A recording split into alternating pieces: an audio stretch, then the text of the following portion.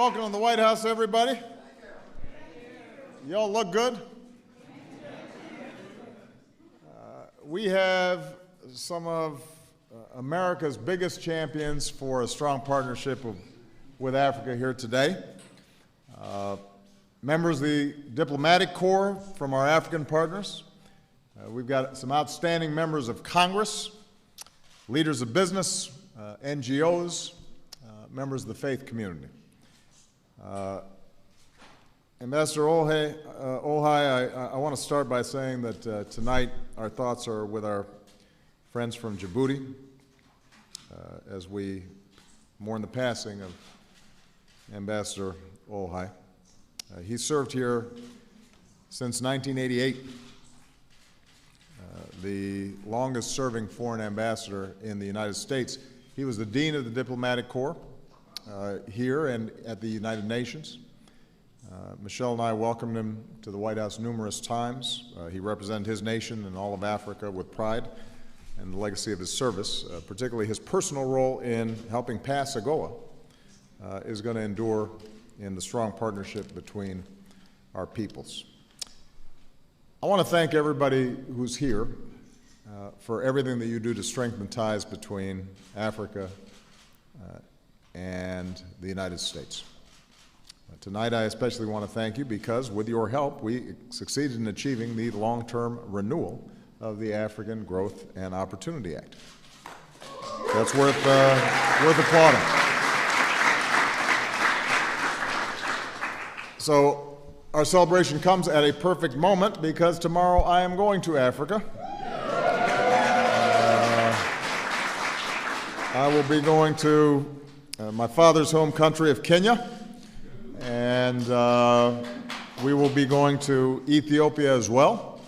That's my first visit there, but this is my fourth visit to sub-Saharan Africa, more than any other U.S. president, which I guess if your name is Barack Obama, I guess that makes sense. I will also have the honor of being the first U.S. president to address the African Union. And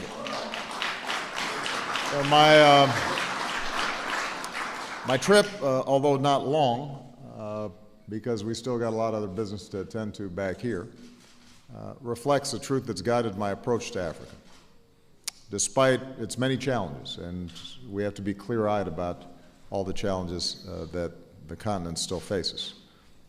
Africa is a place of incredible dynamism, some of the fastest growing markets in the world, extraordinary people, extraordinary resilience, and it has the potential to be the next center of global economic growth.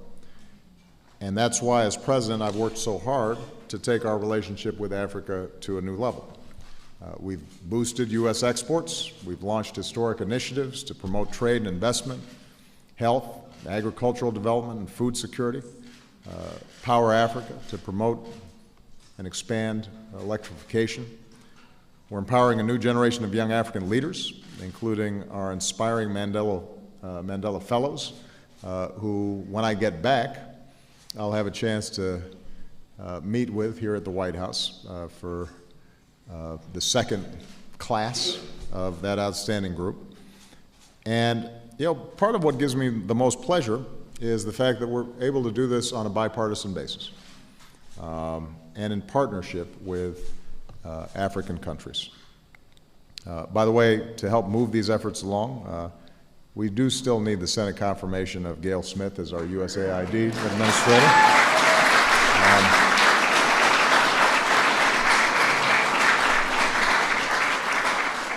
Not only is Gail brilliant and passionate about the issues and with so many deep, long-standing relationships with people of the continent, but I can always spot her in a crowd because of the hair. All I had to do was just scan, and then there it was.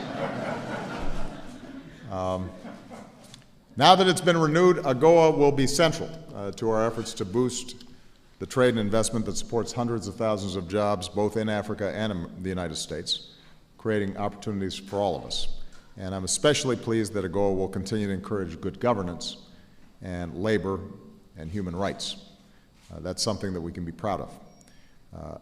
We're going to have to keep on encouraging more American trade and investment in Africa. There's still a lot of misperceptions within the business community, and that's why last year the United States hosted its first U.S.-Africa Business Forum. Tonight I can announce that we will host the next business forum next year, and I look forward to working with all of you to help unleash the growth and opportunity that we know Africa is capable of. Progress that delivers more hope. Progress that delivers more hope and more progress to Africans across the continent and more jobs and growth here in the United States. You know, the ties to Africa here in the United States obviously are deep, they're long, they're complicated. There have been times where there have been misunderstandings, and there have been times where there have been suspicions. But when you look at every survey, it turns out that the people of Africa love the United States and what it stands for, perhaps unmatched on any continent. And what's also interesting about the surveys is that when they look to see who are the happiest and most optimistic of people, what's amazing is that Africans always rank high, despite poverty, despite conflict. There is a strength and a resilience there, and the opportunities are extraordinary. And we just have to break down the stereotypes and the barriers.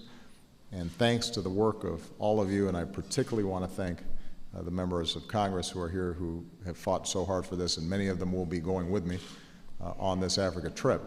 I really want to commend them because they're going to help break down those misunderstandings and make things happen. So thank you very much, everybody. Enjoy the reception.